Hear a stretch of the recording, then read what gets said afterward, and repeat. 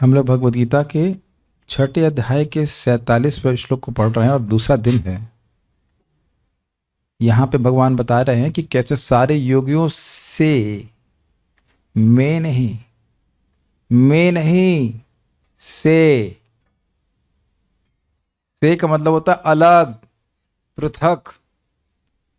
सारे योगियों से भगवान का भक्त श्रेष्ठ है। तो उसकी व्याख्या और क्लियर समझ में आएगी भी हम लोग जब पढ़ेंगे। मैं नहीं से, मैं मतलब वो ग्रुप है, उसमें एक चीज श्रेष्ठ है, और से मतलब वो वस्तु ही अलग है। चाउमीन कौन सी खिचड़ी में से श्रेष्ठ है? वह प्रभु बताएंगे। दे दीजिए माइक दीजिए, अभी खा के है ना। हाँ बताओ बेटा, बेटा जल्दी बताओ। चाउमीन कौन सी खिचड़ी से श्रेष्ठ है? कौन सी खिचड़ियों में चाउमीन श्रेष्ठ है? कौन सी खिचड़ियों में चाउमीन श्रेष्ठ है? खिचड़ी में फॉल ही नहीं करता वो। बस समझ गए श्लोक, आप समझ गए। ये देखा, भोजन नहीं पाए तो समझ गए चाउमीन तो एकदम अलग वस्तु है। ये कहो कि कौन से चाउमीनों में श्रेष्ठ है, वो अलग बात बताइए। कौन से चाउमीनों में चाउमीन श्रेष्ठ है ये बताएं, है ना। अच्छा, कौन से फलों में रसमलाई श्रेष्ठ है आप बताइए। नहीं, ये खाने को नहीं मिला, लेकिन जस्ट पूछ रहा हूँ। ये डिफरेंट कैटेगरी है। बस अब आप लोग समझ गए। और कोई खाने का उदाहरण?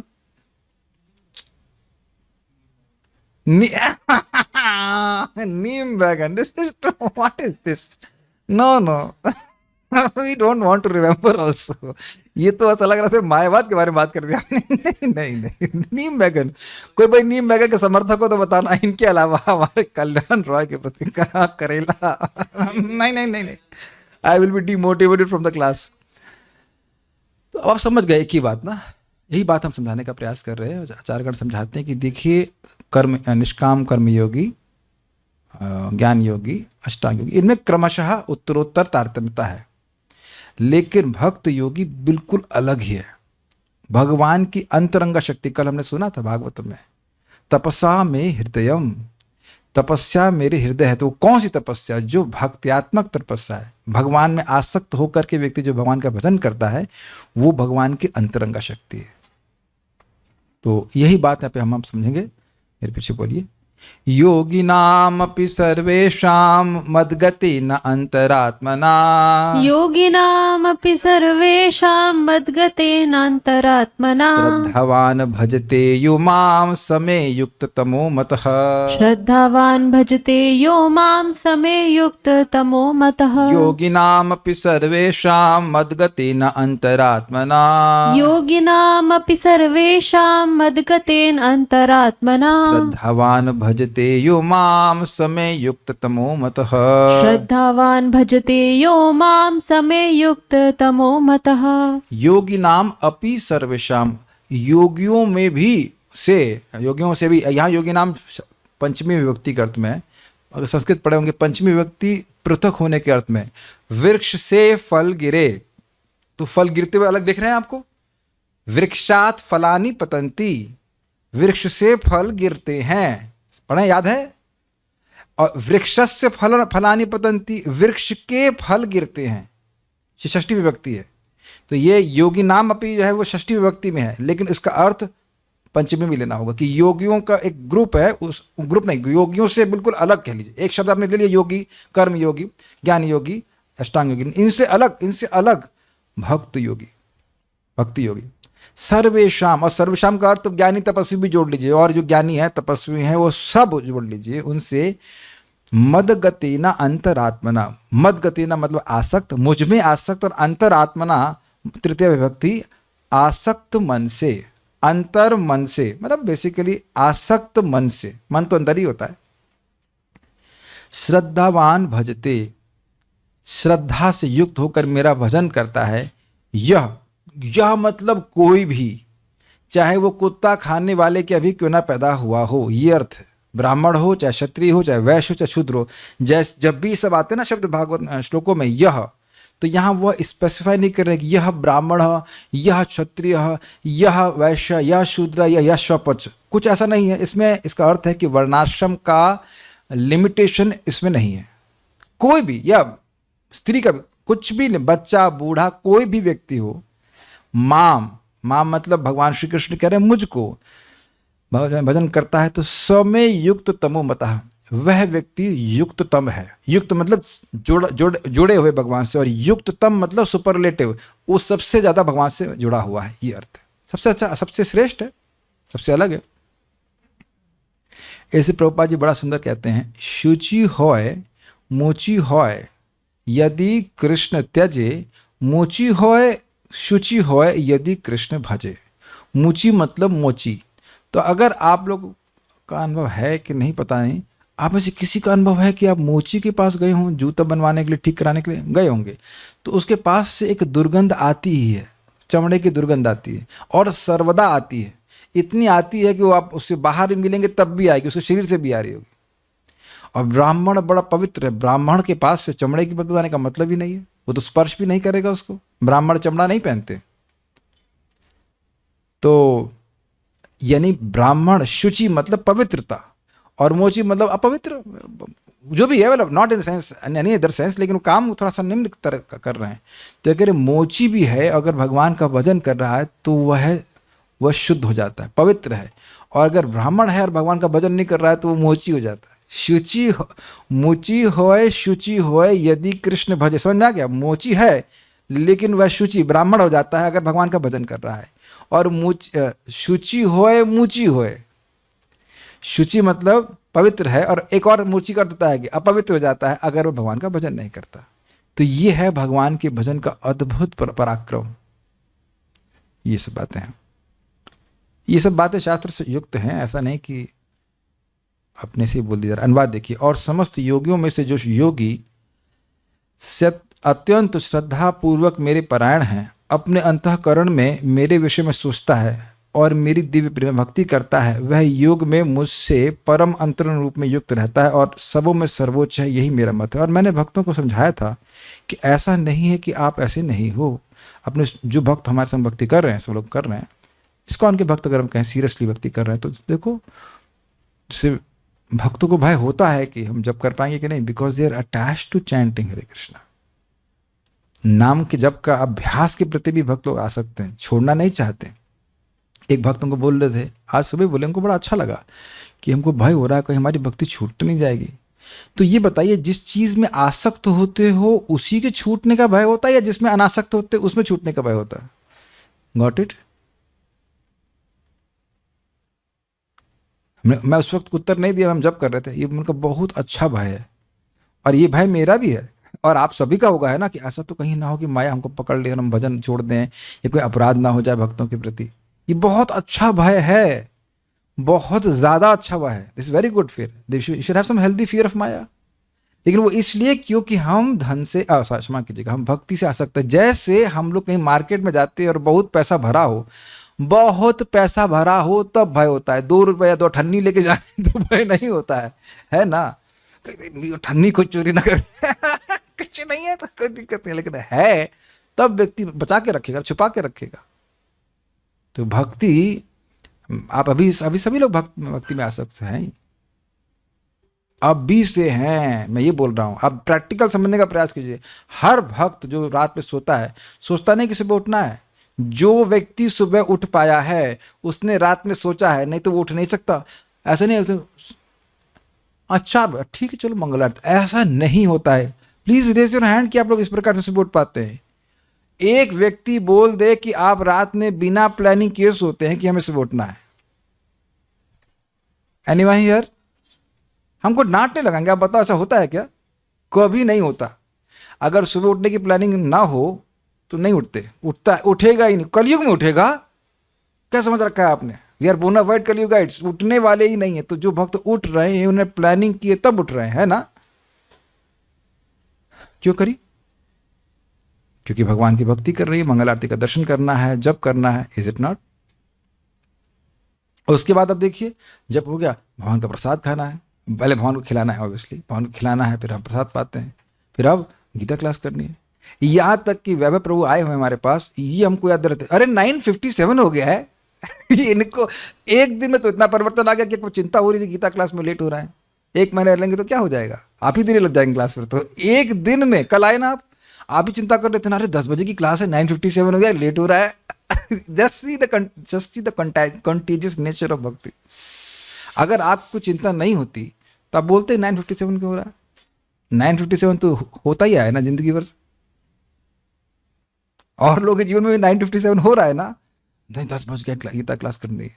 तो आप देख रहे हैं कि भक्ति करने की व्यग्रता आने ही लगती है, ये आसक्ति की वजह से। शुभ, मैं बार बार आप लोग को नोट करा रहा हूं कि भक्ति की शुरुआत से ही आसक्ति है। मैं आपको एग्जाम्पल दे रहा हूं, मैंने पहली गीता क्लास सुनी थी 20 किलोमीटर जाकर, और मुझे पता नहीं था कि क्लास होगी। हम तो अष्टांग योग सीखने गए थे, मेरी बचपन से रुचि है उसमें थोड़ा सा। तो कहते हैं योगा सिखाते हैं, फ्री में योगा सिखाते हैं, जरूर सीखूंगा जाकर के। तो वहाँ योगा की नहीं, भक्ति योगा सिखा रहे थे। भगवत गीता पढ़ा रहे थे, 2.5 घंटा पढ़ा, लेकिन बड़ा अच्छा लगा। अगली बार मैं फिर गया संडे को, मुझे कुछ पता ही नहीं था टाइमिंग क्या है, कुछ ऐसा था नहीं, क्लास नहीं हुई थी, लेकिन वो एक्सपीरियंस ने मुझे आसक्त किया था उससे। Is it okay? Make sense? तो भक्ति का जो प्रोसेस है वो शुरुआत से ही आसक्ति को ही कल्टीवेट करने का प्रोसीजर है। बस वो बढ़ती चली जाती, बढ़ती चली जाती। गीता भूषण टीका देखिए। तो भगवत गीता के इन पहले 6 अध्यायों में भगवान ने निष्काम कर्मयोग का वर्णन किया, जिसके गर्भ में आत्मज्ञान रहता है और जिसका पर्यवसान अष्टांग योग में होता है। इसको थोड़ा समझ लीजिएगा। निष्काम कर्मयोग में व्यक्ति अपने वर्णाश्रम के कर्मों को भगवान को समर्पित करता है, तो देखने में लग रहा है वो कर्म कर रहा है, लेकिन उसके गर्भ में ज्ञान होता है। जैसे गर्भवती माता स्त्री है तो उसका बच्चा दिखता नहीं है, लेकिन बच्चा उसके गर्भ में होता है, कालांतर में, काल बीतने पे वह प्रस्तुत हो जाएगा। उसी प्रकार से 2 लोग हैं जो कर्म करना, एक व्यक्ति अपने लिए कर रहा है, अपने इंद्रिय तृप्ति के लिए, और दूसरा भगवान को समर्पित कर रहा है इन फलों को, तो उससे व्यक्ति को आत्मज्ञान प्राप्त होता है। वहाँ से शुरुआत होती है और धीरे धीरे करके फिर वो ज्ञान योग में आता है, ज्ञान योग के बाद अष्टांग योग में आता है। ये सब आपने सुन चुके हैं, ये क्रम से बताया गया। दूसरे अध्याय में निष्काम कर्म से शुरू किया और फिर 6ठे अध्याय में अष्टांग योग बताया, ये बता रहा है। इन सब का अभ्यास एक स्वनिष्ठ भक्त को करना होता है। अब ये क्या होता है, मुझे पता है कि सब बातें भूल गए होंगे, तो फिर से यहाँ पे पढ़ना जरूरी है। नोट, स्वनिष्ठ भक्त वह होता है जो वर्णाश्रम के नियत कर्मों को निरासक्त भाव से संपन्न करता है और फलों को भगवान को समर्पित कर देता है। यह निष्काम कर्म योग है। कर्म के फलों को भगवान से जोड़ दिया। भैया आप लीजिए, ये लीजिए, जोड़ देना का मतलब समझ रहे ना, ये लीजिए, तो आपके पास रख लिया, भगवान रख लेंगे, तो भगवान बदले में इसको आत्मज्ञान देते हैं। ये आप जानते हैं कि क्यों कहा गया था। भगवान ने 2.40 से शुरू किया था। 2.39 में क्या बोला था, एषा ते विहिता सांख्ये बुद्धिर योगे तिमाम शुणु बुद्धिया युक्ता या पार्था कर्म बंधम प्रहास्यसि। वेरी नाइस, भक्तों को याद है यहाँ पे। तो भगवान ने गीता का ज्ञान 2.12 से लेकर 2.38 तक दिया। 38 तक नहीं दिया, तो 2.30 तक दिया था। और उसके बाद जब देख रहे हैं कि अर्जुन को नहीं स्वीकार हो रहा है, मेरा स्वीकार नहीं, क्षमा कीजिएगा, उनको रियलाइजेशन नहीं हो रहा, तो कह रहे ये तुम अगर मैंने तो सांख्य के ज्ञान के द्वारा तुमको दिया, सांख्य का ज्ञान तुमको दिया, आत्मज्ञान दिया, लेकिन तुम अपने अशुद्ध हृदय के कारण नहीं समझ पा रहे हो, तो तुम अब कर्म योग को करने का बारे में सीखो, उस बुद्धि से युक्त हो। उसको करने से व्यक्ति कर्म बंधन से मुक्त हो जाता है। तो वही बात बोल रहे हैं कि सनिष्ठ व्यक्ति, उसका विश्वास वर्णाश्रम के ऊपर होता है साधन के रूप में, कि इसको अगर मैं निष्काम भावना से संपादित करूंगा तो मेरे को आत्मज्ञान प्राप्त होगा। आप लोगों को हिंदी ही लग रही है ना मेरी बातें, सब समझ में आ रही है मैं क्या बोल गया? मुझे लगता है कभी कभी ऐसा तो नहीं लगता मेरी भाषा जैसे वैसी हो, जैसे कि रिपोर्ट लिखी होती है ना हमारी, वो अल्ट्रासाउंड की रिपोर्ट होती है। हाँ माता जी, तो आप अल्ट्रासाउंड में काम कर चुके हैं वहाँ पे, तो आप जानते हो उसमें क्या क्या शब्द लिखे रहते हैं। वो कॉलिकॉक्सिक, ये वो क्या क्या लिखा, तो लिखा तो अंग्रेजी में होता है, लेकिन कुछ पढ़ने नहीं पड़ता कि क्या लिखा है वहाँ पे। तो हम फिर से धीरे से बोल रहे हैं, सनिष्ठ, स्वनिष्ठ, निष्ठा से युक्त। तो वो भक्त क्या करता है, अपने निष्काम कर्म, सीधे भक्ति नहीं कर रहा है, कर्म फलों को भगवान को समर्पित करता है। इसे निष्काम कर्मयोग कहते हैं, ताकि उसको आत्मज्ञान प्राप्त हो, ये बात। इस प्रकार निष्काम कर्म के पथ का अनुशीलन करके वह आत्मज्ञान प्राप्त करता है, और अष्टांग योग के अभ्यास करके वह आत्मा और परमात्मा का दर्शन प्राप्त करता है। यह एक क्रमिक प्रक्रिया है। निष्काम कर्म योग के द्वारा परमात्मा का दर्शन नहीं हो सकता है। ये हम 6ठे अध्याय में सुन रहे थे। लेकिन अष्टांग योग करने के लिए व्यक्ति को अपने हृदय को शुद्ध करना होता है, नहीं तो वो बैठेगा हठ योग करने या सॉरी अष्टांग योग करने के लिए और चिंतन होगा घर में हल्दी नहीं है, चावल नहीं है, तो वही हल्दी पर हो जाएगा, वो चावल पर हो जाएगा, लेकिन वो मत पर, कृष्ण पर नहीं हो पाएगा। तो इसलिए आवश्यक है कि वह निष्काम कर्म योग करे। वह भगवान के महान स्वरूप का अनुभव करता है। अब इसमें एक बात और है, अष्टांग योग करने के बाद भक्ति करता है, समझ में आ रहा है, उसके बाद वह भगवान के ऐश्वर्यशाली रूप का अनुभव करता है, भगवान की आत्मीय सेवा को नहीं प्राप्त करता है। ये चीज है। तो क्रमशः भक्ति में है। अब बड़ी सुंदर बात है, एक परिनिष्ठ भक्त के लिए निष्काम कर्म के कर्तव्य यानी ड्यूटीज साधना भक्ति के संबंध में वैकल्पिक और गौण बन जाते हैं। कौन है ये परिनिष्ठ भक्त? परिनिष्ठ भक्त गीता के अनुसार इनका वर्णन अध्याय 7 से लेकर के 12 के बीच में है। परिनिष्ठ और निरपेक्ष दोनों का। परिनिष्ठ भक्त गृहस्थ भक्त भी हो सकते हैं। वह वर्णाश्रम के नियमों का पालन केवल और केवल समाज में एक आदर्श प्रस्तुत करने के लिए करते हैं, उसको वो साधन के रूप में नहीं करते हैं। उनकी साधना है श्रवण कीर्तन, और आप सब लोग इसी प्रकार के परिनिष्ठ भक्त हैं। ये सबको समझ में आ रहा है? अगर मैं पूछूं भगवान की प्राप्ति कैसे होगी, तो आप ये नहीं कहेंगे कि बच्चे पालने से होगी, निष्काम भावना से बच्चे पालने से होंगी, या ये और कर्तव्य करने से होगी।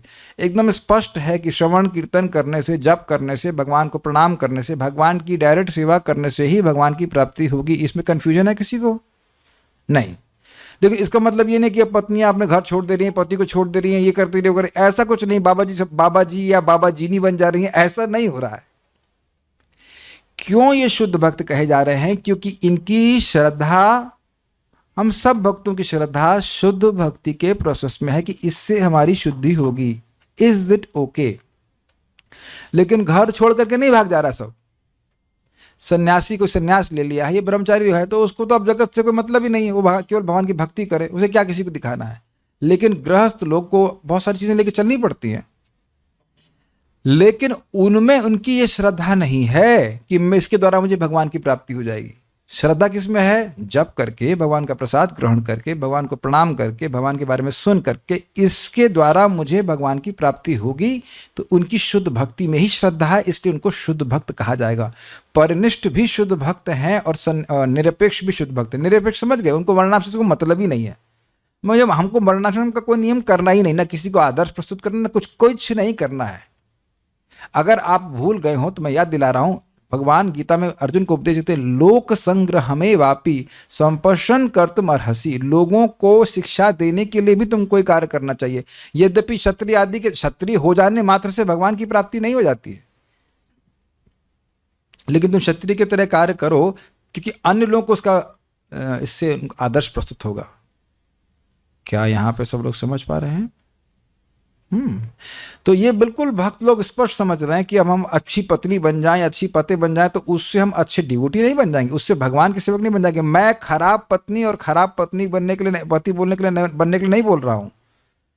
इसीलिए हम हर बात रिकॉर्ड करते हैं कि प्रभु जी आप तो कहे थे कि पति का ध्यान नहीं रखना चाहिए, पत्नी का ध्यान नहीं रखना चाहिए। ये कब बोले हम? कि समझ पा रहे हैं मेरी बात? एकदम परफेक्ट पति और परफेक्ट पत्नी बनने से कोई व्यक्ति भगवान का भक्त नहीं बन जाता है, लेकिन जितना संभव हो सही तरह से अपने कर्तव्य करने ही चाहिए आदर्श प्रस्तुत करने के लिए जगत में। और आदर्श एक दूसरे एंगल से देखिए, आदर्श पति और आदर्श पत्नी तो यही कि दोनों भगवान के भक्त हो, ये तो अच्छी बात है। लेकिन केवल वो पति का कर्म कर लिया या पत्नी कर्म कर ले तो क्या भगवान की प्राप्ति हो जाएगी? केवल करने मात्र से भगवान को छोड़ करके तो नहीं होगी ना।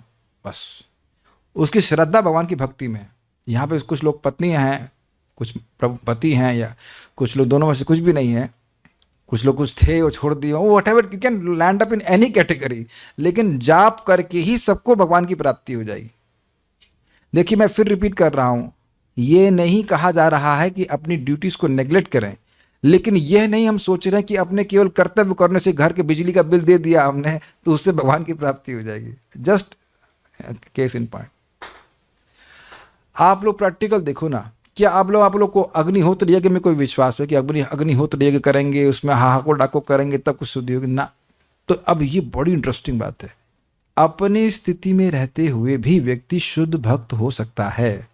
और इसी को महाप्रभु ने अनुमोदन किया, स्थाने स्थितः श्रुतिगताम तनुवांग मनोभी। अपने स्थान में रहते हुए व्यक्ति भगवान के बारे में श्रवण कीर्तन करे और वह भगवान जो अजित हैं, तीनों लोकों में कोई उनको जीत नहीं पाता, वह उस भक्त के द्वारा जीते जाते हैं। क्या अर्जुन के द्वारा जीते नहीं गए? अर्जुन के द्वारा जीते नहीं जाते तो उनके सारथी क्यों बनते? क्या क्लियर है? ये परिनिष्ठ वाली बात सबको समझ में आ रही है? अब पूछने का तो हमारे पास इधर अवकाश नहीं कि क्या समझ में आ रहा है, लेकिन ये समझ जाए कि आप सब लोग शुद्ध भक्त हैं। हाँ, ये समझ में आ गया? जी हाँ। किसको बोल रहे हैं? मेरे अलावा तो कोई दिख नहीं रहा है यहाँ पे, सबका तो वीडियो ऑफ है, मेरे को ही बोल रहे हैं क्या? Yes yes yes, you are all pure devotees. और आप सोच रहे होंगे कि हम, लग रहा है रोज मक्खन लगा रहे हैं ताकि हम फिर से आए क्लास में। ना, प्रभुपाद से पूछा गया कि कितने शुद्ध भक्त हैं आपकी संस्था में, तो प्रभुपाद ने अपने सेक्रेटरी को बोला, हमारे इस्कॉन में कितने मेंबर हैं? 10,000। 10,000 प्योर डिवोटीज। 10,000 pure devotees. तो बहुत से लोग तो अनर्थों से जूझ रहे हैं। भाई अनर्थों से जूझ रहे हो, लेकिन अनर्थों से मुक्त होने का साधन क्या स्वीकार किए? निष्काम कर्म योग, अष्टांग योग। अष्टांग योग करेंगे ये लोग हैं। अष्टांग योग करेंगे हम लोग। शक्ल देखिए अपनी। अब मैं अपने को ही बोल रहा हूँ। 2 मिनट बैठेंगे तो ये दर्द है, ये दर्द कर रहा है, वो दर्द कर रहा है। अष्टांग योग करेंगे हम लोग, कुछ नहीं करेंगे। लेकिन फिर भी सर्वश्रेष्ठ है, क्योंकि हम समझ गए हम ना तो हम किसी प्रोसेस के योग्य हैं और ना कोई अन्य प्रोसेस हमारे लिए योग्य है। अब समझ में आ गया स्पष्ट? हरे कृष्णा कृष्णा कृष्णा हरे हरे, हरे राम राम राम हरे हरे। इससे आसान प्रोसीजर हमारे पास है नहीं जो हम कर सकें, और इससे अधिक प्रभावशाली प्रोसेस कोई है नहीं जिसको हम स्वीकार करें। ये जिसको समझ में आ गया वो सर्वश्रेष्ठ है। Is it okay? ये मेरे वचन नहीं है भाइयों।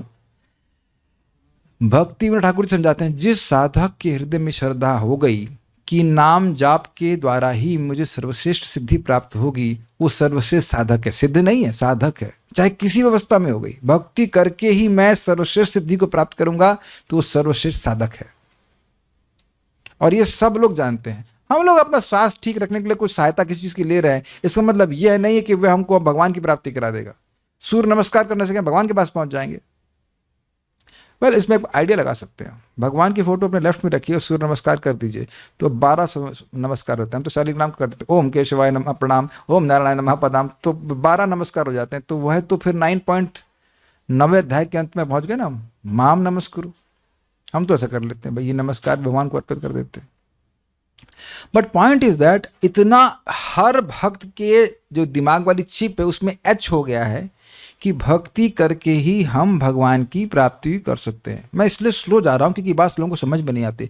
लोग सोचते हैं कि जो ब्रह्मचारी है या जो सन्यासी है बस वही सब शुद्ध भक्त हो सकते हैं, या जो पूरी तरह विरक्त हो गए बस वही शुद्ध भक्त हो सकते हैं। नहीं, जिसको भी शुद्ध भक्ति में श्रद्धा है, विश्वास है कि भक्ति करके ही मैं सर्वोच्च सिद्धि को प्राप्त करूंगा, और वो सर्वोच्च सिद्धि है भगवान का प्रेम, तो वह शुद्ध भक्त है, चाहे वो शुरुआत से ही क्यों ना। इसे कहते हैं प्रभुपाद नियोफाइट प्योर डिवोटी, नौसिखिया शुद्ध भक्त।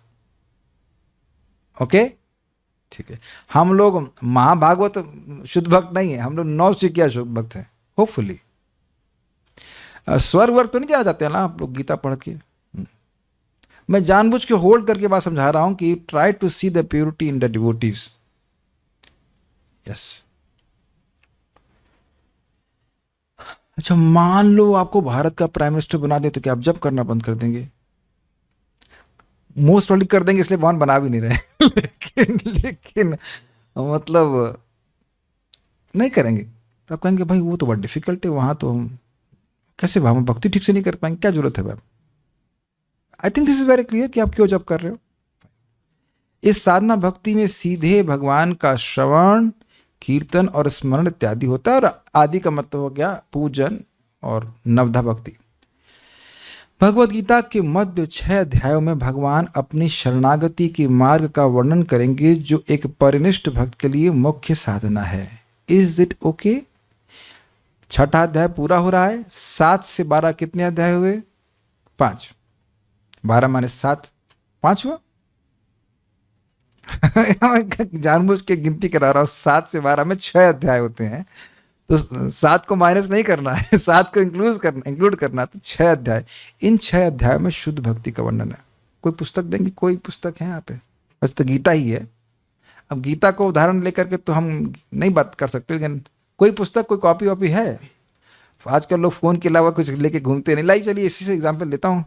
हाँ, ये कॉपी दीजिए। वैसे तो गीता की बात है, लेकिन कॉपी की दिखाता हूँ मैं। कॉपी वाला एग्जाम्पल अच्छा होगा। अब ये कॉपी देख रहे हैं, I am not promoting it, just some copy. तो इसका ये कवर है और इसका ये पीछे वाला कवर है और बीच वाला भाग है। प्रभुपाद से समझाते हैं। तो भगवत गीता भक्ति को ही स्थापित करने के लिए है, लेकिन जो पहले के 6 अध्याय वो कवर की तरह हैं और आखिरी के 6 अध्याय कवर की तरह हैं। जो बीच के जो तरमाल अगर ऐसा तो नहीं कहना चाहिए, जो मुख्य भक्ति को प्रतिपादित, भक्ति को ही प्रतिपादित करने वाले अध्याय हैं, वह है 7 से लेकर के 12 तक है। और 12 तो भक्ति योग ही है।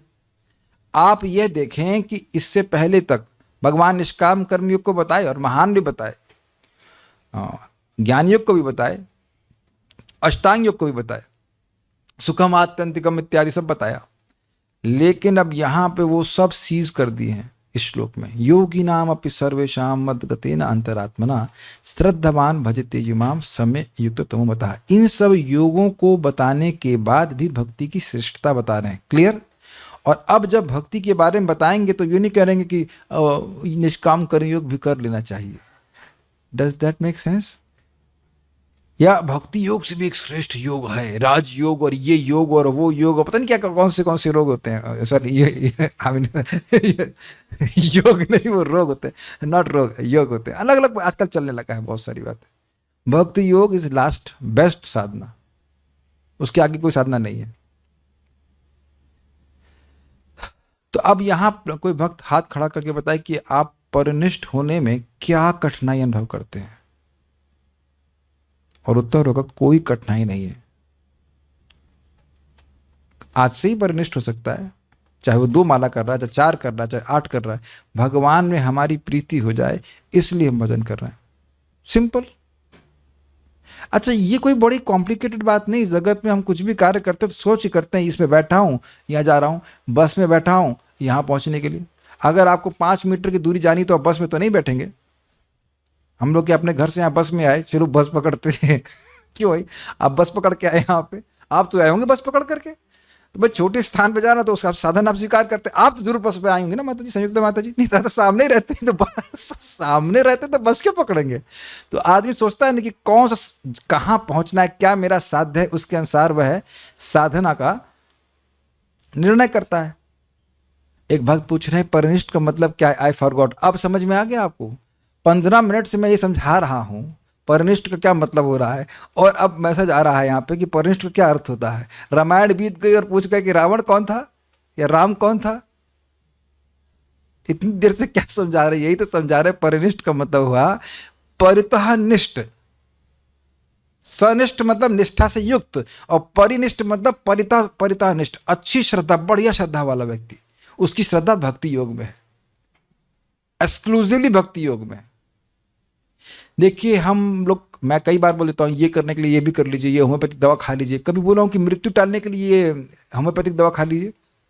कभी बोला हूँ किसी प्रवचन में या किसी को काउंसलिंग बुलाऊँ, देखिए अगर आप मृत्यु से बचना चाहते हैं तो ये विद्या ले लीजिए, वो विद्या ले लीजिए ना। मृत्यु तो भगवान के भक्ति से ही टलने वाली है, और कोई तरीका नहीं है। Is it okay? यस। भगवत भक्त के श्रेष्ठत्व को इस श्लोक के माध्यम से भगवान सूत्र रूप में बता रहे हैं। ये बात कि भक्ति सर्वश्रेष्ठ है, भक्ति बहुत अच्छी है, इसको भगवान 7 से 12 में खूब समझाएंगे। उसको एक सार में यहां बता रहे हैं। अब एक छोटी सी बात आपको बताऊंगा। एक भक्त ने पूछा था कि भगवत गीता और भागवत को आप अलग अलग क्यों रखते हैं? अलग अलग नहीं है। देखिए, वेद का अंत है वेदांत ग्रंथ, और वेदांत के 5 टॉपिक है: भगवान, जीवात्मा, काल, कर्म और प्रकृति। और यही भगवद गीता के 5 टॉपिक है। और वेदांत सूत्र की कमेंट्री है श्रीमद् भागवतम। तो कमेंट्री में इस 5 टॉपिक के बाहर तो कोई टॉपिक हो नहीं सकता है। तो भागवतम के टॉपिक क्या हो गए? 5: भगवान, जीवात्मा, काल, कर्म और प्रकृति। तो दोनों ही 5 टॉपिक को ही डील कर रही हैं, लेकिन भागवतम विस्तार में कर रही है और भगवत गीता संक्षेप में कर रही है। तो अब भगवत गीता में जो 7 से 12 में विस्तार में बताया जा रहा है कि भक्ति सर्वश्रेष्ठ है, भक्ति बहुत महत्वपूर्ण है, भक्ति करो, उसको उसी प्रकार से यहाँ सूत्र में बता रहे हैं। मैं भगवत गीता और भागवतम को उदाहरण लेकर समझा रहा हूँ कि कोई बात संक्षेप में बताई जाती है, बात विस्तार में बताई जाती है। यहाँ आप नहीं देख रहे हैं कि जब हम कुछ बात पढ़ते हैं तो वो संक्षेप में बोल दी जाती है और फिर मैं उसका विस्तार करता हूँ, तो बात तो अलग नहीं बोल रहा हूँ, उसको और खोल खोल के बताता हूँ। जैसे गद्दा समझते हैं आप लोग, रुई के गद्दे, तो रुई के गद्दे में बहुत दिन सोते हैं तो पचक जाते हैं, बिल्कुल पत्थर जैसे हो जाते हैं, फिर उनको धुन देते हैं तो फिर फूल जाते हैं। तो ऐसा तो नहीं इसमें रुई अलग से ला दी जाती है, ऐसा प्रतीत होता है, लेकिन ऐसा होता नहीं, खाली वो फूल जाती है। इसी को कहते हैं फ्लफिंग द कॉटन।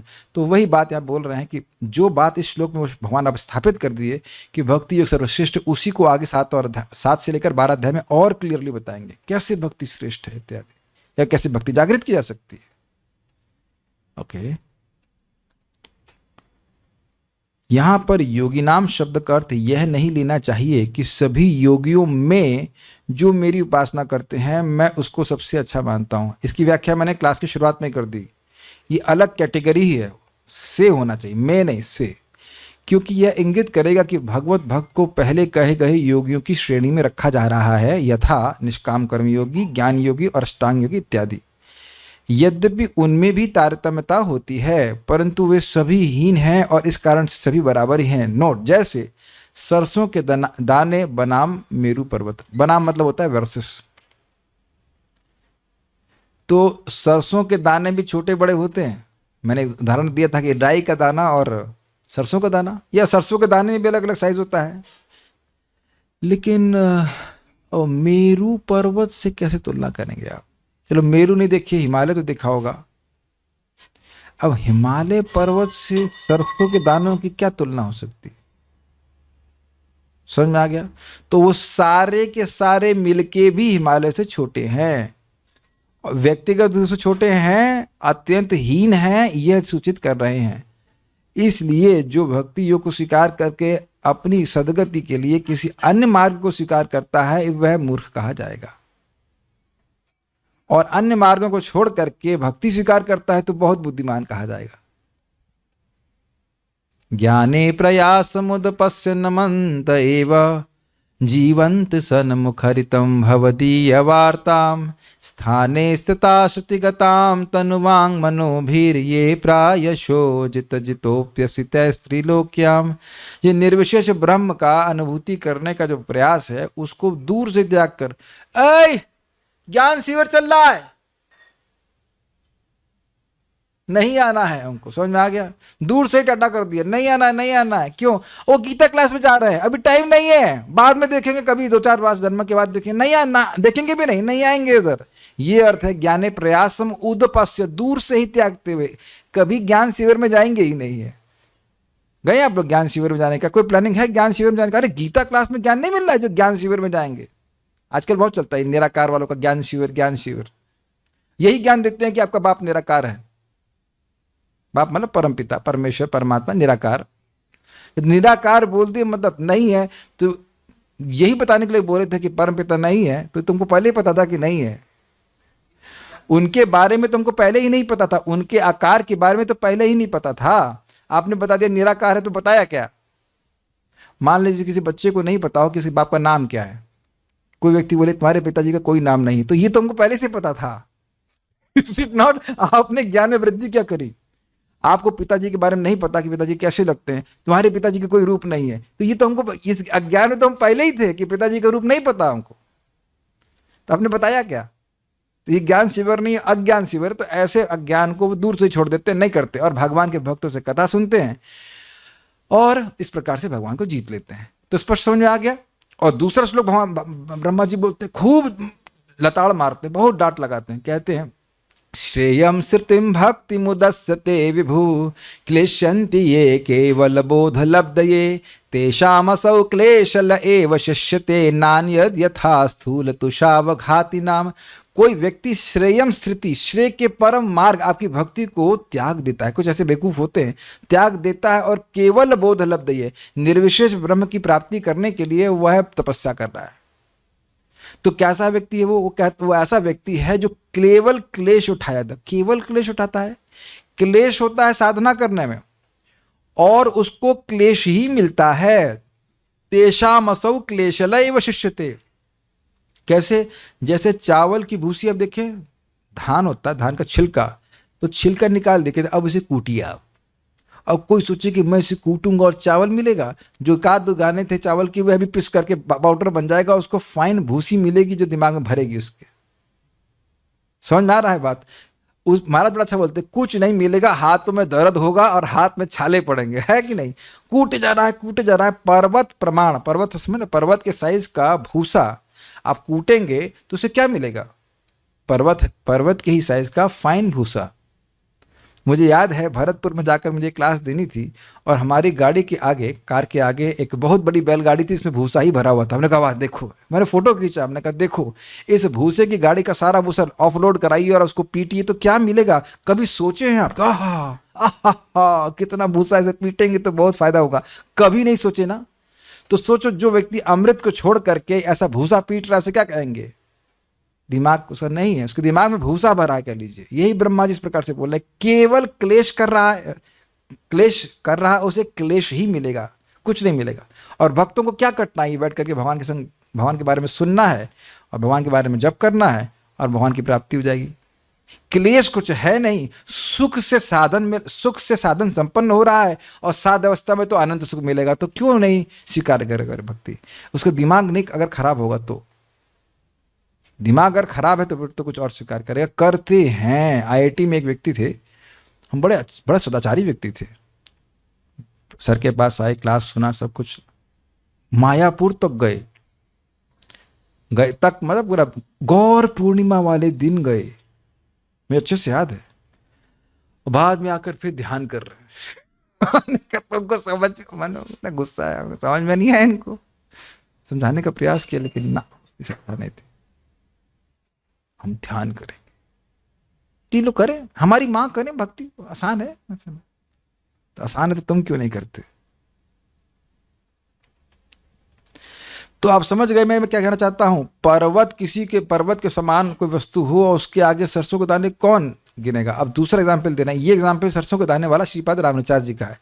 ये क्या एग्जाम्पल दे रहे हैं? श्रीपाद बलदेव विद्याभूषण। देखिए, एक भक्त सोने के पर्वत जैसा होता है और अन्य योगी ऊंचे नीचे पर्वतों के समान होते हैं। स्पष्ट है? अलग कैटेगरी ही भक्तों की हो गई। नेक्स्ट मतलब ये फोटो देख लीजिए अच्छे से, भूलना नहीं। तो ये ऊपर वाला पर्वत किसको सूचित कर रहा है? ज्ञान योग।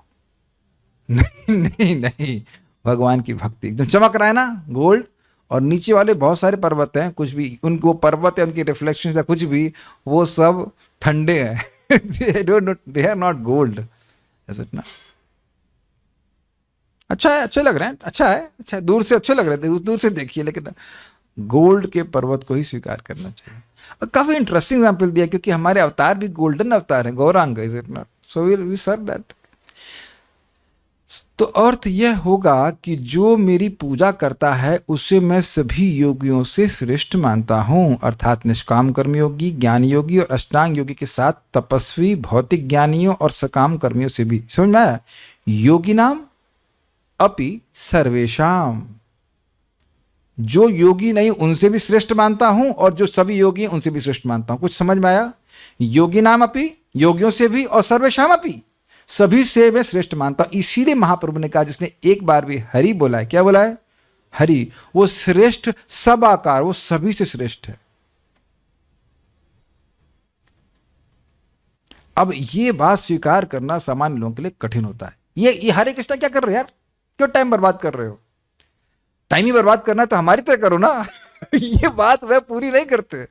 ऐसे क्यों टाइम बर्बाद करते हो? हमारी तरह टाइम बर्बाद करो। जबकि भक्त लोग टाइम बर्बाद नहीं कर रहे। पता है एक सीक्रेट? यदि आप भक्ति करके सुखी हैं तो लोग नोट करेंगे कि आप सुखी हैं और वो जरूर पूछेंगे कि आप सुखी क्यों हो, और बड़ा आसान हो जाएगा प्रचार करना, क्योंकि वो सब कुछ होने के बाद भी सुखी नहीं है। घर होने के बाद और बहुत सारी चीज़ें। That's why happy devotees are best preachers. क्या इस बात से आप लोग सहमत हैं, जूम वाले भक्त? यस। मैं यहाँ पे आता, गीता पढ़ाना, खोलो भैया किताब, क्या भाई पढ़ाना, पानी पी रहा 6 बार, किसी से क्लास पार कर रहे हैं, तो फिर कहीं दुखी आत्मा यहाँ क्यों आ गया, ऐसे कहीं इसका असाइलम में ले जाओ, कहीं लेके जाओ। Is it not? You have, और आपको अलग से सुखी होने की जरूरत नहीं होती। भगवान की अंतरंग शक्ति की वृत्ति, भक्ति करिए, अपने आप ही सुख अनुभव करेंगे। लोग हैं परेशान। एक बड़ी इंटरेस्टिंग बात है, एक भक्त से कल हम काउंसलिंग कर रहे थे, हमको बड़ा अच्छा लगा, बड़ी अच्छी बात भगवान मेरे मुख से निकाले, मुझे बहुत अच्छा लगा, उनको पता नहीं कैसा, उनको हिट किया। कह रहे वो लोग हमको दुख दे रहे हैं। हमने कहा वो लोग दुख नहीं दे रहे हैं, आपकी इच्छा आपको दुख दे रही है। और अमेजिंग था, वो एक ही बार में समझ गया, हाँ बात सही है। अगर मैं ये, मेरे को ये इच्छा होती ही नहीं तो मैं निर्णय करता ही नहीं, और उस निर्णय के अगेंस्ट हो जाते ही नहीं। उनके परिवार वालों में कुछ मतभेद था, तो मुख्य बात तो इच्छा के दुख ही हो रहा है, और वो इच्छा ना भी पूरी हो तो कोई बहुत बड़ी बात नहीं थी। Is it not? और बात यही है, ये भागवत की बात थी। आशा ही परम सुखम, निराशा ही परम सुखम, आशा ही परम दुखम, भोग की आशा ही दुख का कारण है। और निराश हो जाए व्यक्ति कि ना इसने कुछ रखा नहीं तो सुख मिल जाएगा, तो ये भक्तों को ही प्राप्त होता है इस प्रकार की निराशा। There is nothing in this world which can make me happy. इसीलिए भगवान के भक्तों को सर्वश्रेष्ठ कहा जा रहा है, ये मुख्य कारण है। श्रद्धावान अर्थात जिस भक्त की श्रद्धा श्रुति के उन वचनों पर होती है जो मेरी भक्ति का वर्णन करते हैं। बड़ा सुंदर अर्थ है। देखिए, इस जगत में ऐसा कोई व्यक्ति नहीं है जिसकी श्रद्धा ना हो। जैसे भी हम एक भक्त से बात कर रहे थे, तो वह कुछ बिजनेस करना चाहते हैं, हमने अनुमोदन भी किया कि बहुत अच्छा बिजनेस है, तो उनकी अत्यंत श्रद्धा है ना कि हम इसे करेंगे, कुछ पैसा मिलेगा या हमें कुछ जॉब सेटिस्फेक्शन मिलेगा, कुछ है। कोई व्यक्ति ऐसा इस जगत में नहीं है जो कहते कि उसकी श्रद्धा नहीं है। कुछ लोग की यही श्रद्धा होती है कि 5-6 लोग गोली मार देंगे तो हमें जन्नत मिलेगी। एक भक्त बोल रहे थे, they will be surprised what kind of heaven that is. समझ में आया? वो नरक को प्राप्ति करेंगे, जन्नत नहीं मिलेगी। लेकिन ऐसा कोई व्यक्ति नहीं है जिसकी श्रद्धा ना हो। लेकिन सभी श्रद्धा वाले जीवों में से भगवान की भक्ति का प्रतिपादन करने वाले ग्रंथ जैसे भगवत गीता और श्रीमद् भागवतम, क्या इस पे सबकी श्रद्धा है? तो क्या उत्तर है? नहीं, सबकी श्रद्धा नहीं है। तो जिनकी श्रद्धा होती है भगवत गीता भागवतम पे कि भाई ये भगवत गीता भागवतम भक्ति को सर्वश्रेष्ठ कर रहे हैं, बिल्कुल सही बात बोल रहे हैं, ऐसे व्यक्ति को श्रद्धावान, ऐसे श्रद्धावान व्यक्ति की बात यहाँ भगवान कर रहे हैं। क्योंकि श्रद्धावान तो हर इंसान होता ही है। मैं समझा पाया सबको? जो लोग भक्ति नहीं कर रहे तो उनकी श्रद्धा किस में है? दारू में है या किसी और चीज में है, या फिल्म में है, यूट्यूब पे है, कहीं कहीं पे है, यहाँ करके हमको सुख मिल जाएगा, यहाँ से करके हमको सफलता मिल जाएगी। यही तो बात है। ये कोई नहीं कह सकता कि केवल भक्त लोग श्रद्धा रख रहे हैं। दुनिया में हर कोई व्यक्ति श्रद्धा रख रहा है। बहुत सारे डाइवोर्स आजकल होते हैं, तो फिर शादी क्यों कर रहे हैं लोग?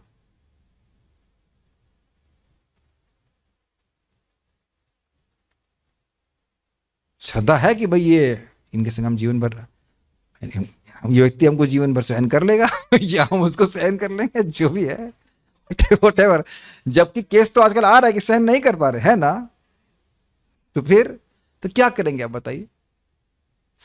एक प्रैक्टिकल केस सुनिए। ये मैंने सुना था भक्तों के से 40% मेडिसिन फेक होती हैं। अब कितना सत्य है बताने, वो हमारे क्या नाम है प्रभु बताएंगे, नोटियाल प्रभु बता सकते हैं, हमको तो पता नहीं। हमने सुना था, बहुत पुराना डेटा है, 2003 की बात है। अब हो सकता है ठीक हो गया हो।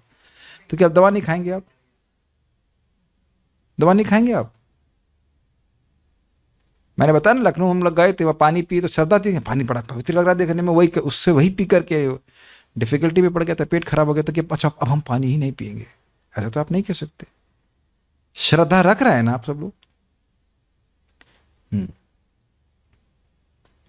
उस मेडिसिन के डब्बे पे ग्रीन डॉट लगा रहता है, उसी से आप मान लेते हैं ना कि इसमें कुछ वेजिटेरियन चीज़ नहीं है, सॉरी नॉन वेजिटेरियन चीज़ नहीं है। और क्या ऑप्शन है आपके पास? तो हर जगह तो श्रद्धा रख रहे हैं आप, हम सभी लोग रख रहे हैं।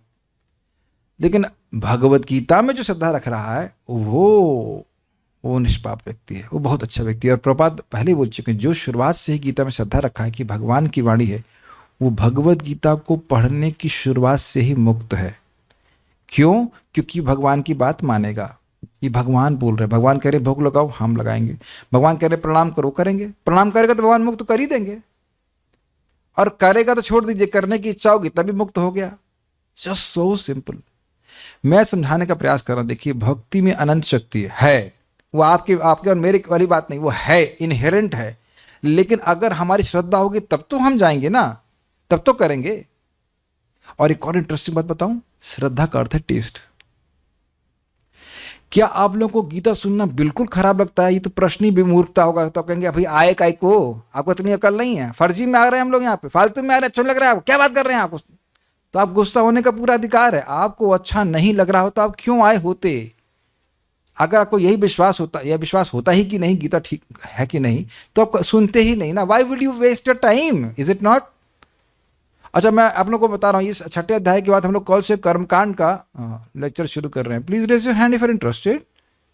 कर्मकांड, अरे एक तो यार कोई एक भी कस्टमर नहीं है। अरे मैं भी नहीं, मुझे पता नहीं क्या होता है कर्मकांड, क्या मिलेगा इसमें? तो कर्मकांड, अच्छा ज्ञान कांड, वहां भी कोई इंटरेस्टेड नहीं। तो सब तो भक्ति करने में इंटरेस्टेड है। मैं कहूँ 7वां अध्याय पढ़ाऊंगा कल से तो सब लोग आएंगे ना, या मैं कहूँ कि भाई 9 तक पढ़ाऊंगा तो सब लोग आएंगे, हाथ खड़ा करने की जरूरत नहीं है, आ ही जाएंगे। मैं बार बार आप लोग को प्रोत्साहित कर रहा हूं कि आप लोग ऐसे भक्त हो। Everyone is like that, otherwise why will you waste your time? You are not wasting your time, but I am saying कि आप लोग कह रहे नहीं, तो बड़ा अच्छा समय का हमारा उपयोग हो गया, गीता सुन लिया हमने। तो श्रद्धावान सबको समझ में आया, जिसका विश्वास है शास्त्रों में, और दूसरा अर्थ है इसको टेस्ट है, ही वांट्स टू हियर। वो गीता सुनना चाहता है, भागवतम सुनना चाहता है, उसकी एक अर्ज है। आज क्या बोलेंगे इसके ऊपर, इसका क्या मतलब है, समझ में आ गया? और विश्वास का मतलब जो उसमें लिखा है वो सत्य है, उसको मैं पालन करूंगा। ठीक है? तो जो मेरी भक्ति का वर्णन करते उसमें श्रद्धावान। और भजते, अभी तो बड़ा स्पष्ट श्रद्धा का लक्षण है कि भजते। जैसे भक्त सुनता है कि भाई नस्ता हस्त नताप वर्ग, भगवान जो भगवान श्री कृष्ण को प्रणाम करता है, भगवान अपने हाथ में मुक्ति रखते हैं कि कहीं देने में लेट ना हो जाए। अरे वाह, चलो 2 प्रणाम करके आते हैं कम से कम। Is it not? आपने सुना और फिर प्रणाम करना शुरू कर दिया।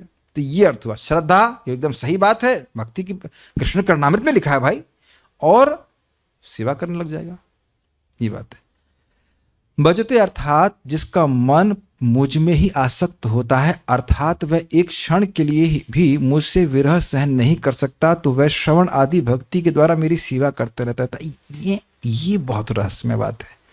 अरे भाई, भगवान से विरह सहन नहीं कर सकते हो तो क्या भगवान तुम्हारी जेब में है?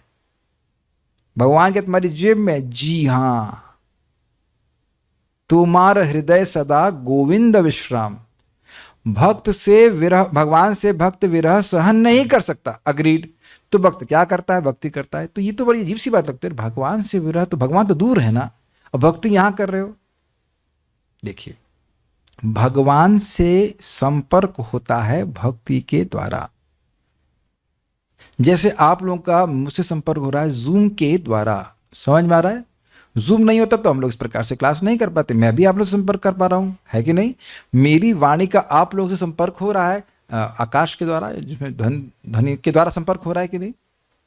Is it okay? ये बहुत गुह्य लाइन है।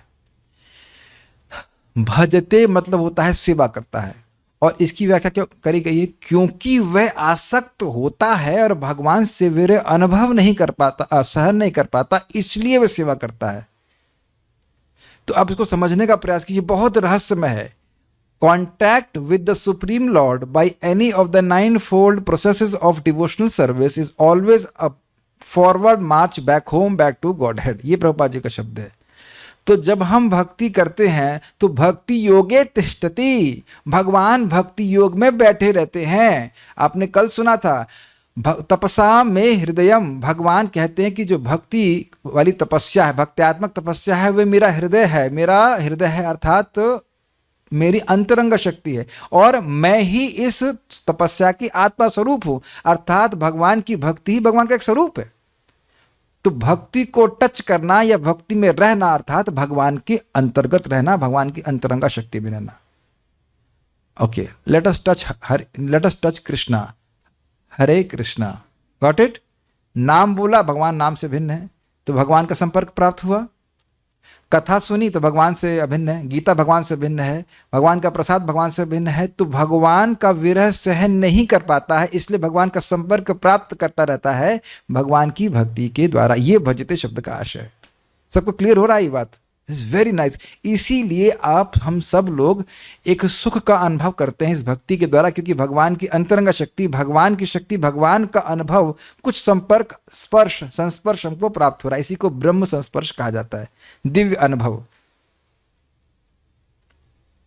हिंदी ही बोल रहा हूं ना, सबको समझ में आ रहा है? आप से किसको यह अनुभव हुआ है, स्पेशली तब आपने जब पहली बार जीवन में प्रसाद पाया हो कि ये तो कुछ अलग टेस्ट है। एक तो आपके भैया तो तभी फल खाते थे या नहीं, तब कुछ प्रसाद खाते थे। हमारे लीला पुरुषोत्तम प्रभु बता रहे थे कि एक समय में वो केवल ये फल वल पे रहते थे। फिर बोले, तब भक्त नहीं थे, बोले अगर मैं भक्ति में नहीं आता तो फल नहीं छोड़ता। समझ में? कहते if I would have not got prasadam I would have never left fruits. समझ में आ गया? फ्रूट्स का मतलब भगवान का प्रसाद इतना अच्छा लगा कि अब फल छोड़ दिए, समान प्रसाद मतलब अन्न वाला प्रसाद भी ग्रहण कर रहे हैं। तो वो आपको उस वक्त भी भगवान का अनुभव प्राप्त हुआ था। आप लोगों का ऐसा कुछ अनुभव हुआ था कि जब पहली बार भगवान की कथा सुनी थी, भगवान के बारे में सुना था, इस्कॉन के भक्तों से मुंह सुन, वाह, ऐसा हुआ था आप लोग से? हम जब पहली बार स्वयं को दिखाए थे कंकाल और हम आत्मा हैं, हम शरीर नहीं, हम वाह ये क्या है? या आप लोग को वो दिन याद है जब आपने गीता पहली बार पढ़ी हो, केवल ट्रांसलेशन पढ़ रहे हो? मैं अपना अनुभव बता रहा हूँ, यार बढ़िया चीज़ है यार, बहुत बढ़िया है, समझ में कुछ नहीं आ रहा है, बहुत बढ़िया है, बहुत बढ़िया है, बहुत बढ़िया है। वहीं से आपको भगवान का अनुभव होना शुरू हो गया था, बल्कि समझ नहीं पा रहे थे कि अच्छा क्या है, लेकिन बड़ा अच्छा है, बड़ा अच्छा है, बड़ा अच्छा है। या कीर्तन, जैसे मुझे याद है मैं मंदिर में खड़ा था कोई साल पहले की बात, तो अकस्मात, और मैं बस मंदिर से बाहर निकलने वाला था, अकस्मात में मुड़ गया। महाराज जी कीर्तन कर रहे थे, जनार्दन महाराज, थोड़ा कहा चलो और थोड़ा सुन लेते हैं। इतने हमारी बुआ जी आएंगे लखनऊ से, पूरे परिवार सहित, एकदम चकित हो गया मैं। और their kind of night like non devotees. तो उनका लड़का बोल रहा है, काफी बड़ा लड़का, ओह यहाँ क्या एनर्जी है, यहाँ क्या एनर्जी है, यहाँ क्या है? पगला सा गया, यहाँ क्या एनर्जी है? तो क्या एनर्जी है भाई? डिस्को में तो तुम घूम ही चुके हो, तो क्या मृदंग डिस्को है, क्या कीर्तन डिस्को है? नाच तो वहीं भी रहे हैं, वहां पे भी रहे हैं, लेकिन कितना अलग उसको अनुभव हुआ। तो आप देख सकते हैं कि भगवान की भक्ति के द्वारा जीव को भगवान का संपर्क प्राप्त होता है। मैं यही समझाना चाहता हूँ, भगवान की अंतरंग शक्ति का संपर्क प्राप्त होता है। उस संपर्क के बिना वो रह नहीं सकता। जैसे चेन स्मोकर होते हैं जगत में, चेन स्मोकर समझते हैं, समझिए बस थ्योरी में, वो एक सिगरेट समाप्त नहीं होती, दूसरी सिगरेट ले आता, तो सिगरेट का संपर्क का वह विरह नहीं सहन कर सकता है। प्लीज फॉरगिव मी, मुझे एग्जाम्पल ऐसे देना पड़ रहा है, लेकिन वो कुछ एडिक्ट हो जाते हैं ना उस तरह से। तो किसी ना किसी रूप में भगवान की सेवा करने का कीड़ा भक्तों को लगा रहता है, नहीं कुछ तो सेवा करना है, किसी ना किसी रूप में भगवान के भक्त सेवा करनी है। ये प्रेम का लक्षण है, ठीक है। इसका परफेक्ट एग्जाम्पल एक पतिव्रता स्त्री है जो लगातार पति की सेवा किसी न किसी रूप में कर दी। अच्छा, उनके कपड़े धो देती हूँ, वो घर साफ नहीं, घर साफ कर देती हूँ, कुछ खाना बनाना है, ऐसे करके लगातार वो सेवा में लगी रहती है। ये एग्जाम्पल नहीं समझ आ रहा होगा आजकल आजकल ये कम होता है लेकिन शायद, ये प्लीज बुरा नहीं माना, लेकिन ऐसा ये है, मतलब होता है, ठीक है, ऐसा माना जाता है। बल्कि सेवा नहीं करने से या सेवा नहीं मिलने से पत्नी विकल हो जाती है। ये एग्जाम्पल शास्त्र में दिया है, शास्त्र में ऐसा एग्जाम्पल आता है, ठीक है।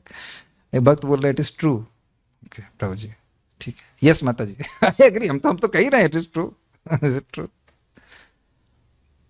तो बिल्कुल अब स्पष्ट समझ आ गया, वह मेरी सेवा करता है, अर्थात मेरी सेवा करता है। मेरी क्या मतलब है? भगवान कृष्ण बोल रहे हैं, जिस कृष्ण स्वरूप में उसकी बात कर रहे हैं, वो कह रहे हैं मेरी, वह मेरी सेवा करता है मेरे, अर्थात मेरे उस रूप की जो नील कमल जैसे श्यामल वर्ण का है। स्पष्ट है? श्यामल, शाम जैसा, जिसके घुटने तक मोटी भुजाएं हैं, इसे कहते हैं आजानुलंबित भुजाओ। क्लास के बाद आप लोग खड़े होना, खड़े होंगे ही, और उसके बाद हाथ नीचे तक लाके देखना, लेकिन झुकना नहीं, ऐसे नहीं करना, सीधे रहना, और फिर देखना कि आपके हाथ या मेरे हाथ घुटने तक जाते हैं कि नहीं जाते हैं। ये एक महान व्यक्ति का लक्षण है। आप देखेंगे कि हम लोग नहीं निकलेंगे महान, हमारे हाथ नहीं पहुंचते। भगवान के चैतन्य महाप्रभु के जो है हाथ से आजानुलंबित भुजा कहते हैं, तो भगवान के हाथ जो है घुटने तक जाते हैं। रवि के द्वारा विकसित कमल के समान नयन हैं। एक एक बात पे विचार कीजिए। ये फोटो आप कृष्ण की देख सकते हैं यहाँ पे, श्यामल वर्ण, पहले मैं पढ़ लेता फिर समझाऊंगा।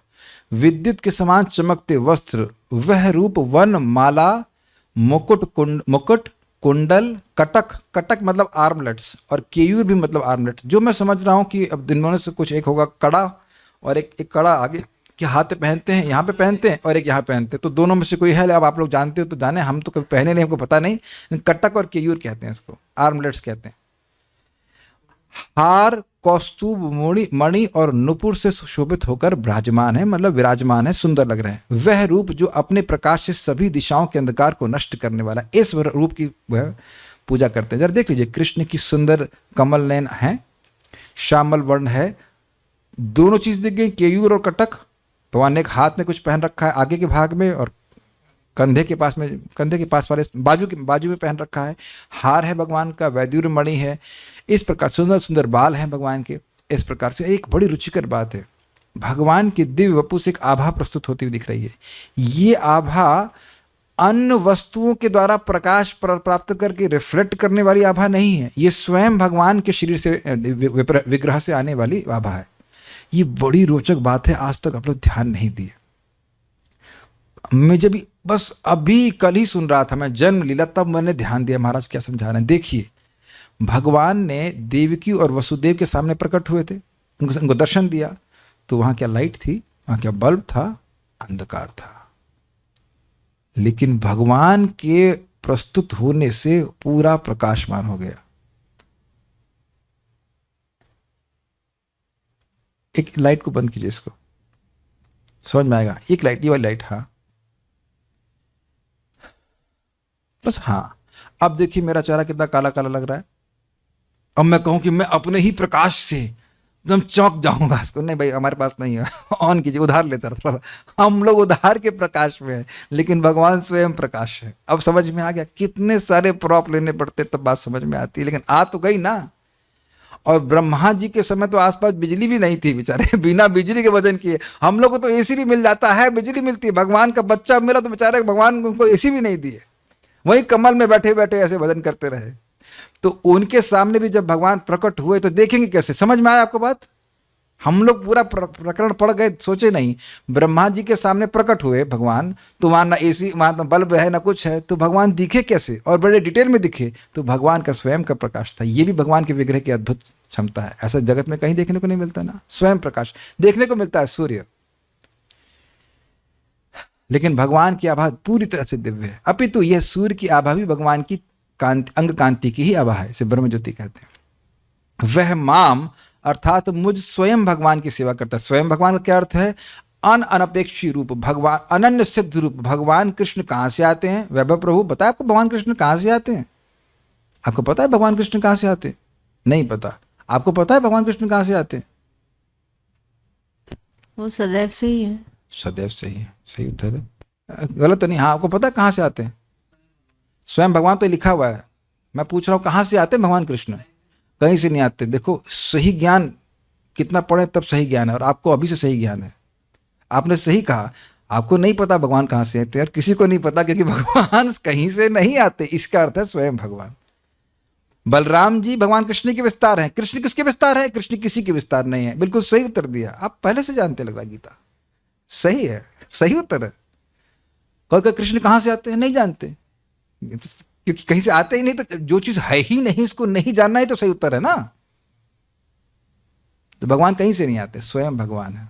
सारे भगवत स्वरूपों के आश्रय हैं भगवान श्री कृष्ण, जो सभी जीवों के ईश्वर हैं और अपने नित्य सिद्ध नरसिंह और राम आदि रूपों से युक्त है। थोड़ा समझने का प्रयास कीजिए। भगवान श्री कृष्ण के अंदर सारे विष्णु स्वरूप समाविष्ट है। जब भगवान कृष्ण आते हैं सारे स्वरूपों को साथ में लेकर के आते हैं, ये बात बोल रहे हैं। वह भगवान के मनुष्य रूप की सेवा करता है। वरुण प्रभु दूसरे बाकी जो 2 हाथ है ना आपके, उससे कल से करताल भी बजाना है आप। 2 ही है, समझ आ गया। तो यानी कि स्पष्ट है, हमसे मनुष्य रूप की बात की जा रही, तो मनुष्य चतुर्भुज तो देखे नहीं होंगे आपने, एक्सेप्ट कभी ड्रामा पार्टी में देख लिया हो तो होता ना वो नकली से 2 हाथ होते हुए हिलते रहते, वो उसकी बात नहीं कर रही। कि एक बात का ध्यान रखिए, भगवान नराकृति हैं, भगवान मनुष्य नहीं है, मनुष्य के आकार जैसे दिखते हैं, बल्कि मनुष्य भगवान के आकार में। तो भगवान कृष्ण के द्विभुज रूप की प्रति आसक्त रहता है। यहाँ भी भगवान द्विभुज रूप से बोल रहे हैं। आगे 11वें अध्याय में देखेंगे, पहले भगवान ने विश्व रूप दिखाया, फिर चतुर्भुज रूप दिखाया, फिर द्विभुज रूप दिखाया, क्योंकि उसी द्विभुज रूप के प्रति अर्जुन आसक्त हैं। Is it okay? एक और इंटरेस्टिंग है कि जब गोपियां भगवान कृष्ण को ढूंढ रही थी, कृष्ण रासलीला से चले गए थे, तो भगवान चतुर्भुज रूप में नारायण के रूप में सामने प्रकट हुए, वही भगवान कृष्ण। तो गोपियां उनको प्रणाम करी, कहते हैं हमारे कृष्ण को बताइए कृष्ण कहाँ चला गया है। तो भगवान चुपचाप वहीं पे ऐसे दिखा दी, ये इधर गया ऐसे करके दिखा, एक हाथ से इधर गया।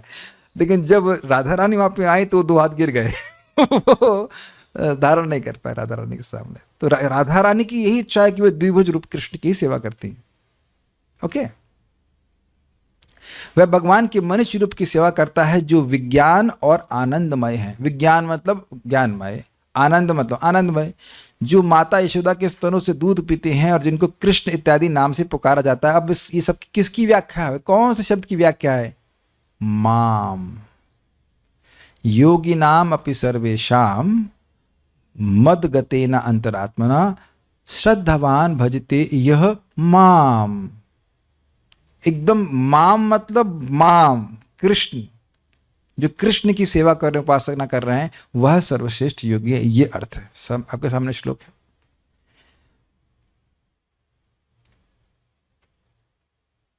एक बहुत इंटरेस्टिंग बात बताता हूं आपको। चैतन्य महाप्रभु वेंकट भट्ट से बात कर रहे थे, और वेंकट भट्ट गोपाल भट्ट गोस्वामी के पिता हैं। हाँ, यही है। और वेंकट भट्ट श्री वैष्णव संप्रदाय से हैं, और वहाँ नारायण की पूजा होती है। तो भगवान श्री कृष्ण के बारे में बात हो रही थी, तो फिर उन्होंने अंत में कहा कि देखिए, भगवान नारायण में और भगवान कृष्ण में कोई भेद नहीं है। फिर स्वयं वेंकट भट्ट ने बोला कि सिद्धांत तो अभेदेपि, सिद्धांततः तो दोनों में कोई भेद नहीं, लेकिन रस की दृष्टि से कृष्ण उत्कृष्ट हैं। ये वेंकट भट्ट ने कोट किया, क्योंकि भगवान की ऐसी विशेष लीला है। तो महाप्रभु ने कहा यही तो मैं भी कह रहा हूं, यही तो मैं भी कह रहा हूं कि आपने स्वयं ही बोल दिया कि रस की दृष्टि से कृष्ण उत्कृष्ट है, इसका मतलब कृष्ण सर्वोत्कृष्ट है। भगवत्ता का सार है उनका माधुर्य, तो मधुरता की दृष्टि से कृष्ण श्रेष्ठ है, यद्यपि व्यक्ति अलग नहीं है। रस मतलब टेस्ट, हाँ, रस का मतलब भाव भी कह सकते हैं, लेकिन रस का मतलब टेस्ट, जो एक विशेष सुख भक्त को मिलता है कृष्ण की सेवा करके। तो यहां ये विशेष रूप से बोला जा रहा है कि कृष्ण की उपासना करने वाले सर्वश्रेष्ठ हैं। और यही बात भक्ति रसामृत सिंधु में बताई जाती है कि भगवान विष्णु के पास 60 गुण हैं, और 4 गुण भगवान कृष्ण के पास हैं जो भगवान विष्णु में भी नहीं पाए जाते। एक है उनकी वेणु माधुरी, भगवान विष्णु वेणु कभी नहीं बजाते। ऐसा नहीं कि बजा सकते नहीं है, बजाते नहीं है, वही भगवान कृष्ण है, लेकिन उस रूप में वह वेणु नहीं बजाते। नरसिंह देव की वेणु देखे होंगे आप लोग, कभी श्रृंगार भी नहीं किया था कि नरसिंह देव जो है वो वेणु बजा रहे हैं, नहीं करते, नहीं करते। और भक्त माधुरी, भगवान के अत्यंत राग से भरे, आसक्ति से भरे हुए भक्त गोलोक के, और जो अपने प्रेम के कारण भगवान की भगवत्ता भी भूल जाते हैं। और प्रेम भक्त क्या था? वेणु माधुरी, भक्त माधुरी, लीला माधुरी और रूप माधुरी। भगवान की स्पेशल ऐसी कृष्ण भगवान की रूप माधुरी है कि भगवान विष्णु भी देखने के लिए लालायित रहते हैं। और क्या लीला माधुरी, अद्भुत लीला भगवान करते हैं, वो लीला जो उनको खुद को भी बहुत आकर्षित करती है। उनका स्मरण करके भगवान कृष्ण विभोर हो जाते हैं। तो इस प्रकार से कृष्ण की उपासना करने वाले को श्रेष्ठ कहा जा रहा है। वह मेरे उस रूप की सेवा करते हैं जो सौंदर्य, माधुर्य और लावण्य आदि गुण रत्नों से परिपूर्ण है और वात्सल्य आदि सभी रसों से युक्त है। ये समझ में आ गया? दास्य साख्य समझिए, शांत, दास्य, साख्य, वात्सल्य और माधुर्य, इन पांचों रसों में कृष्ण की सेवा करी जाती है। भगवान विष्णु के पिताजी का नाम पता है आपको? आपको पता है? अच्छा, आप नहीं पता होगा। आपको पता होगा वरुण प्रभु, इधर सब यंग डिवोटीज हैं, जूम के डिवोटीज बताएंगे भगवान विष्णु के पापा का नाम। भगवान विष्णु के पापा का नाम, वेल ऐसा नहीं है कि भगवान विष्णु के प्रति लोगों का वात्सल्य भाव नहीं होता, कि श्रीपद रामानुचार्य जी का भाव था, लेकिन भगवान श्री राम के पिताजी का नाम है दशरथ, तो है, ऐसी बात नहीं कि वहां पे नहीं है, लेकिन पूर्ण रूप में भगवान कृष्ण के वहां पे वो लोग जानते हैं कि भगवान है, लेकिन गोलोक में ये नहीं जानते कि भगवान है, हमारे गांव का लड़का है। इस तरह से आ सकता है कृष्ण में। ये उनकी अत्यधिक प्रेम के कारण होता है कि भगवान की भगवत्ता छुप जाती है। भाई दशरथ तो है ना भगवान श्री राम के पिताजी, लेकिन उधर गोलोक में इनको याद ही नहीं रहता है कि भगवान है। कोई इधर माता यशोदा को बोला, अरे ये भगवान है, ये भगवान है, ये भगवान है। नहीं, भगवान खुद बोले, अरे मैं ही नरसिंह रूप में आया था। नरसिंह रूप में आए थे? तुम तो बिल्ली देख के डर जाते हो। अरे नहीं, अरे मैं ही वामन के रूप में तीनों पृथ्वी को नाप दिया। वामन रूप में नापे तुम तीनों लोगों को। अरे यहाँ जो दरवाजे की क्या कहते हैं उसको, मेड़ बोलते हैं, क्या बोलते हैं, दहलीज, उसको तुम फांद नहीं पाते हो, और तीनों लोग नापा था तू। तो माता यशोदा कभी विश्वास नहीं करती हैं कि ये भगवान है, चाहे कितना भगवान एडवर्टाइजमेंट दे दे, नहीं मानते। ये सब है, और यही इनकी एक्सट्रीम स्वीटनेस है।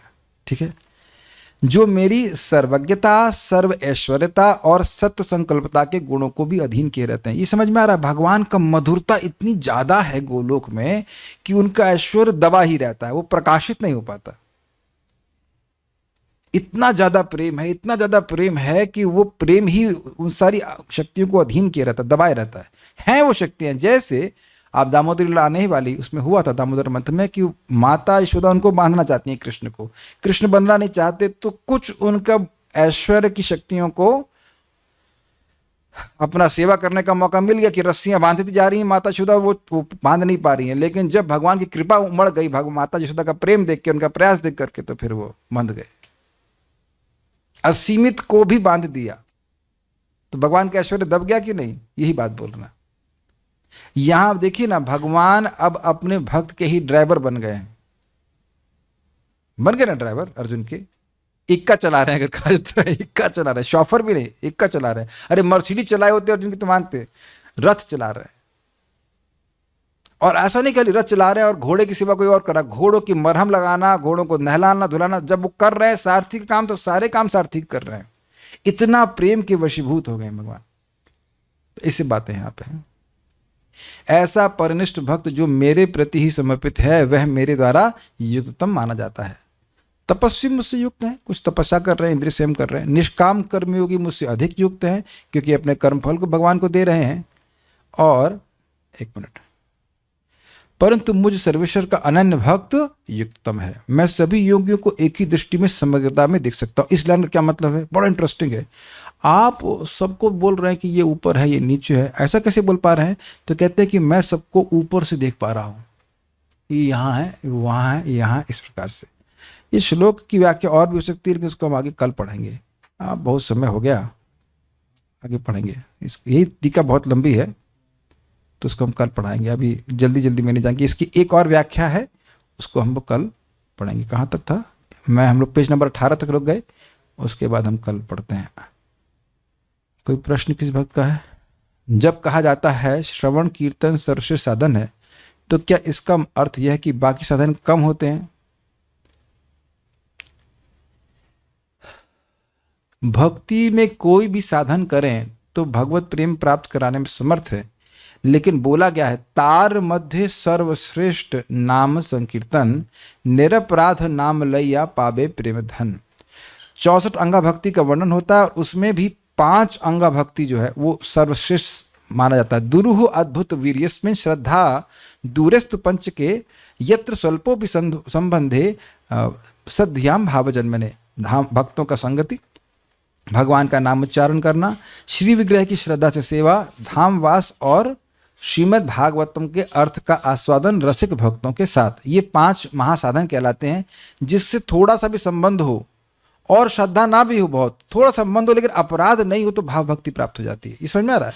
तो दिखा रहा है कि तारतम्यता है, और उसमें भी कहा गया है तार मध्य सर्वश्रेष्ठ नाम संकीर्तन, निरपराध नाम लैया पाबे प्रेमधन। उन सब में सर्वश्रेष्ठ है भगवान के नाम का उच्चारण करना, और अगर निरपराध रूप से नामोच्चारण करता है तो उसे भगवान का प्रेम प्राप्त हो जाता है। तो कुछ है तारतम्यता वहां पे। Is it because they don't want to serve the Lord that is they say that God has no form? Otherwise, बिल्कुल सही उत्तर है। महाप्रभु आपने बहुत अच्छी बात बताई है। ये निर्विशेषवादी क्यों भगवान की सेवा को रूप को स्वीकार नहीं करते हैं? यहाँ सेवा करके मर गए, इसलिए यहाँ सेवा में लोगों ने निचोड़ा ही है, केवल तेल ही निकाला है। तो कह रहे हैं कि भाई अब शाश्वत रूप से हम तेल ही निकलवाते रहेंगे, क्या हम बस हमारा शोषण ही करवाते रहेंगे? ये दिक्कत है, इसलिए वह सेवा नहीं करना चाहते। बिल्कुल सही है। और क्या है? और कोई प्रश्न नहीं है? जन्नत का मतलब क्या होता है? जन्नत मतलब होता है स्वर्ग। फाइन, और कोई प्रश्न नहीं। सब रुकते हैं, काफी समय हो गया, कल इस टीका को आगे पढ़ेंगे। श्रीमद् भगवद गीता की जय, श्रील प्रभुपाद की जय, निताई गौर प्रेमानंदे।